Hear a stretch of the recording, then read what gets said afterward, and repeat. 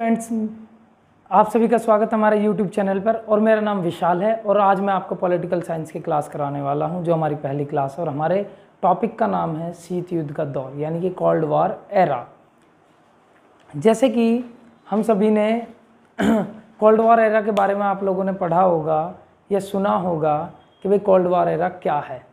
ठीक है, लिखते हैं, फिर चैप्टर स्टार्ट करते हैं।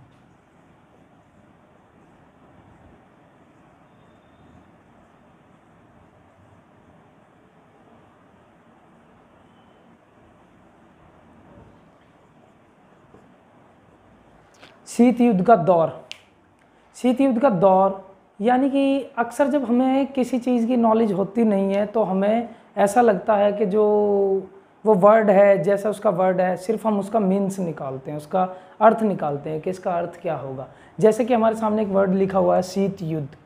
शीत, अक्सर जब हम कहीं पर गांव में या देहात में कहीं पर जाते हैं तो हम देखते हैं कि वहाँ पे माहौल या प्याऊ लगे हुए हैं जहाँ से हम पानी वगैरह पीते हैं। कुएं पर या मंदिरों में जाते हैं तो वहाँ पे पानी पीने की जगह पर लिखा हुआ होता है शीतल जल। अक्सर हम शीत को उसी वर्ड से इंक्लूड करते हैं। शीत यानी कि ठंडा, शीत यानी कि ठंडा, और युद्ध माने लड़ाई।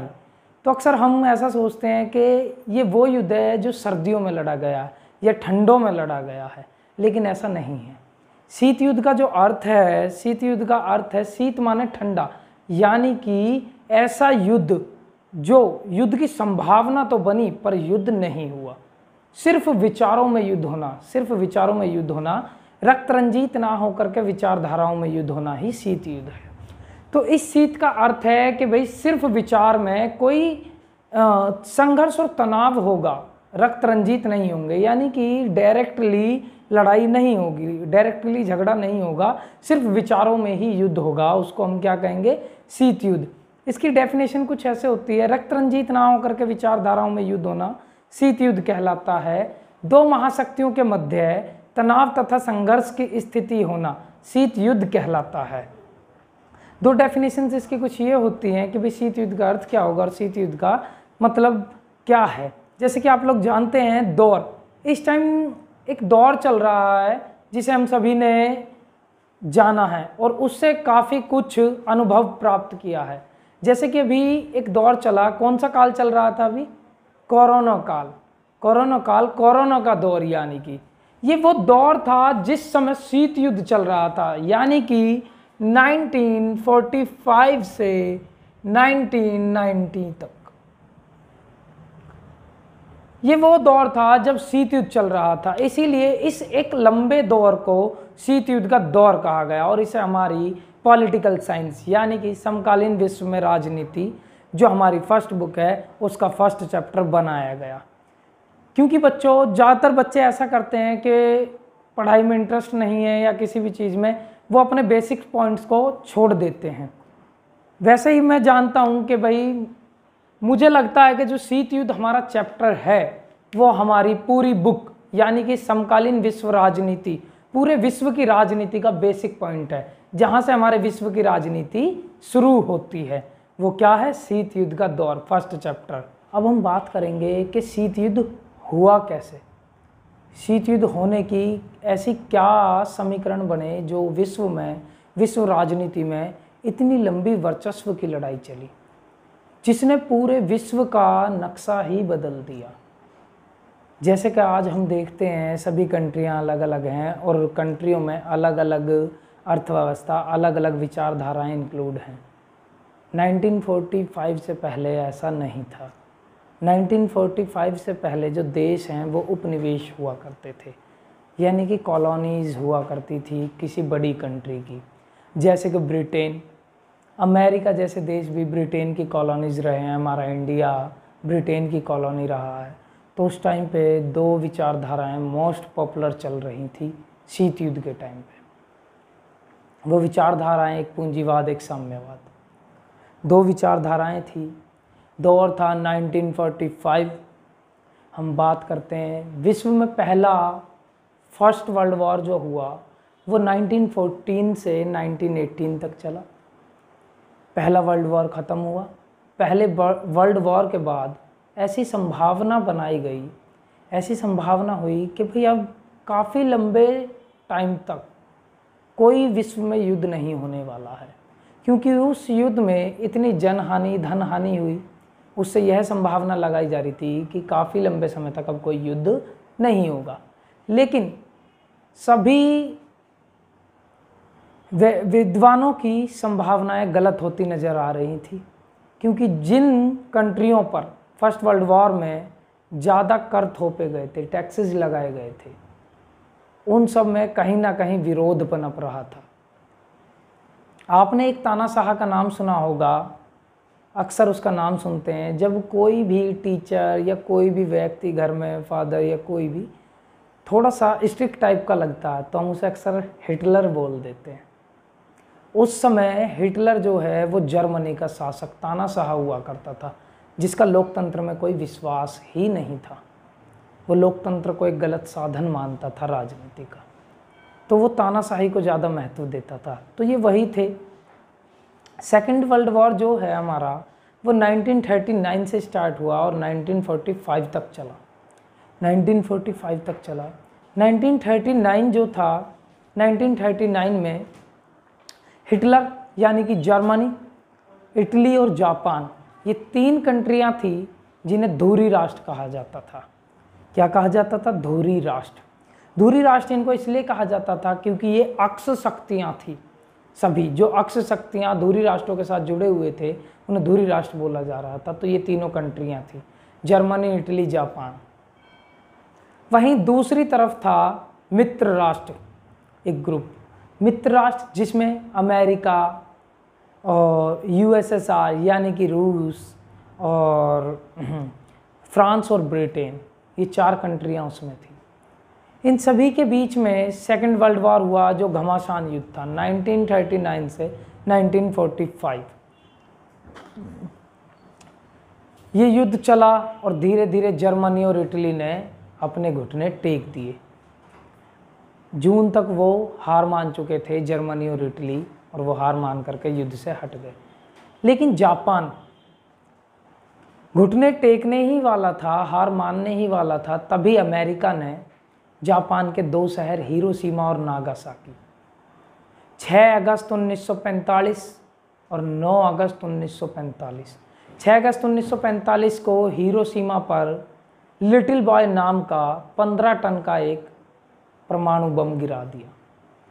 उसी के 3 दिन बाद 9 अगस्त 1945 को नागासाकी शहर पर जापान के 21 टन का फैटमैन नाम का एक परमाणु बम दूसरा गिरा दिया। इस प्रकार से जापान पर अमेरिका ने हमला करा परमाणु, और वो दोनों शहर तहस नहस हो गए और जापान ने अपने घुटने टेक दिए। बच्चों, ये हमारा फर्स्ट वर्ल्ड वॉर और सेकंड वर्ल्ड वॉर हुआ। जानते हैं ये कारण कैसे बने शीत युद्ध का? शीत युद्ध का कारण इस प्रकार से बने, हम ये मित्र राष्ट्र 4 लोग थे, अमेरिका, रूस, फ्रांस, ब्रिटेन। अब ये 4 लोग किसी एक व्यक्ति को मारते हैं तो चारों का नाम होता है कि उनके ग्रुप ने उसके साथ ऐसा किया। लेकिन इनके ग्रुप में कुछ हलचल चल रही थी, जिसमें से अमेरिका ने, बाकी 3 अलग हट गए हैं, सिर्फ अमेरिका ने किसको? जापान के ऊपर बम गिराए। तो अब विश्व में वर्चस्व किसका कायम होने वाला था? सिर्फ अमेरिका का, उन चारों कंट्री का नहीं। अमेरिका ऐसा दिखाना चाहता था कि मैं सबसे ज़्यादा पावरफुल हूँ, इसीलिए उसने जापान पे परमाणु आक्रमण किया।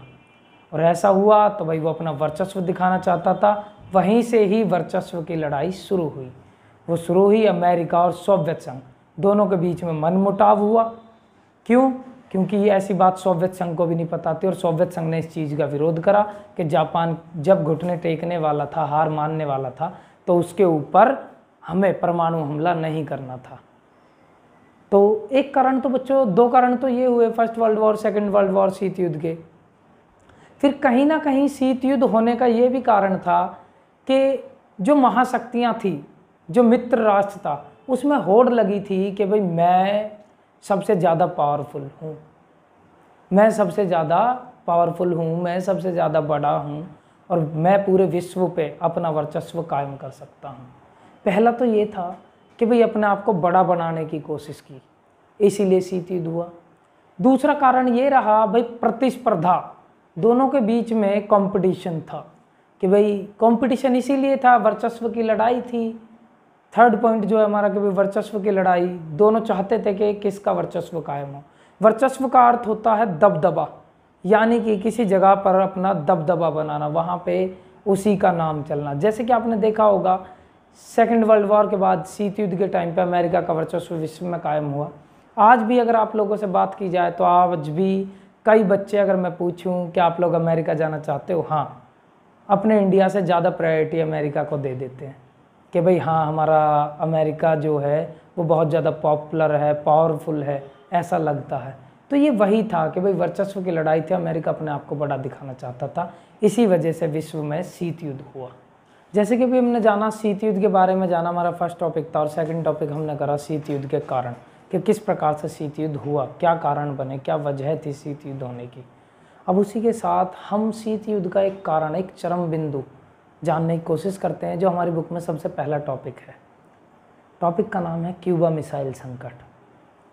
क्यूबा मिसाइल संकट। क्यूबा जो है एक छोटा सा द्वीपीय देश था। क्यूबा एक छोटा सा द्वीपीय देश था। मान लीजिए ये हमारा यूएसए है, यानी कि अमेरिका, इसके पास सटा हुआ एक छोटा सा जो है वो क्यूबा है, और वहीं उससे थोड़ी दूर हमारा यूएसएसआर है।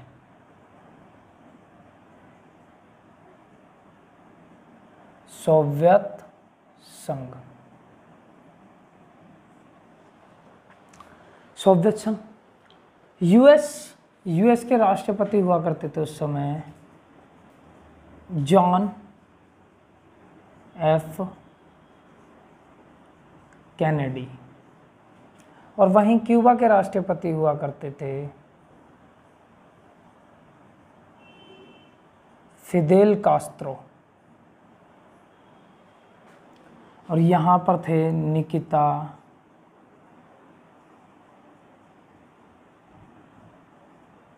खुश्चेव। ये तीन यहाँ के प्रमुख हुआ करते थे सरकार के, यानी कि राष्ट्रपति। ये जो हमारा यूएस है, यहाँ पर थी पूंजीवादी व्यवस्था, यहाँ पर था साम्यवाद। ये कुछ इस प्रकार से था। बात थी 1962। 1962 का दौर था। क्यूबा एक छोटा सा द्वीपीय देश था जो अमेरिका से सटा हुआ था। अमेरिका से सटा हुआ था। अमेरिका से सटा होने के कारण वो द्वीप तो था, लेकिन उसको सदैव डर लगा रहता था कि भाई अमेरिका के प्रमुख यानी कि राष्ट्रपति जॉन एफ कैनेडी उस पर कब्जा कर लेंगे। ये जो हमारा क्यूबा था, इसके संबंध यूएसएसआर से बहुत अच्छे थे। बिल्कुल वैसे ही जैसे एक गली में हमारा जो बिल्कुल साइड वाला घर है, पड़ोसी है, उससे हमारी लड़ाइयाँ होती रहती हैं काफ़ी चीज़ों को लेकर के, लेकिन जो गली के लास्ट कोने पर रहता है उसके साथ हमारे संबंध बहुत अच्छे होते हैं। बिल्कुल वैसा ही क्यूबा के संबंध यूएसएसआर के साथ बहुत अच्छे थे। क्यूबा का डर लगा रहता था कि भाई अमेरिका उस पर कब्जा कर लेगा, इसीलिए क्यूबा ने मदद मांगी सोवियत संघ के प्रमुख निकिता खुश्चेव से, और उन्होंने इनकी सहायता करने के लिए हाँ कर दी। हाँ करने पर उन्होंने अपनी मिसाइलें ला करके तैनात कर दी। कहाँ पर? क्यूबा में। क्यूबा में अपनी मिसाइलें ला करके तैनात कर दी और क्यूबा को अपना सैनिक अड्डा बना लिया। इस बात की खबर 3 हफ्ते बाद, लगभग 21 दिन बाद जॉन एफ कैनेडी को उनके गुप्तचरों के द्वारा पता लगती है। तो जॉन एफ कैनेडी सोवियत संघ से कहते हैं कि आप अपनी मिसाइलें वापस कर लीजिए, लेकिन सोवियत संघ उस पर कोई प्रतिक्रिया नहीं दिखाता है। तब जॉन एफ कैनेडी अपने सैनिकों को आदेश देते हैं कि सोवियत संघ की तरफ से आने वाली सभी जंगी बेड़ियों को, क्यूबा की तरफ आने वाली सभी जंगी बेड़ियों को रोक दिया जाए। ये स्ट्रिक्टली कहा जाता है तो वैसा ही होता है। जितनी भी सोवियत संघ की तरफ से क्यूबा की तरफ जंगी बेड़ी आ रही हैं सबको रोक दिया जाता है। उसमें व्यापार भी होता है और मिसाइलें भी, सब चीज़ रोक दी जाती हैं। जब सब्जी रोक दी जाती हैं तो मजबूरन सोवियत संघ को अपनी मिसाइलें वापस लेनी होती है, क्योंकि उसका नुकसान हो रहा होता है, और मजबूरन अपनी मिसाइलें वापस लेती हैं। इस पूरी घटना को हम क्यूबा मिसाइल संकट के नाम से जानते हैं, जिसे हम शीत युद्ध का चरम बिंदु भी कहते हैं।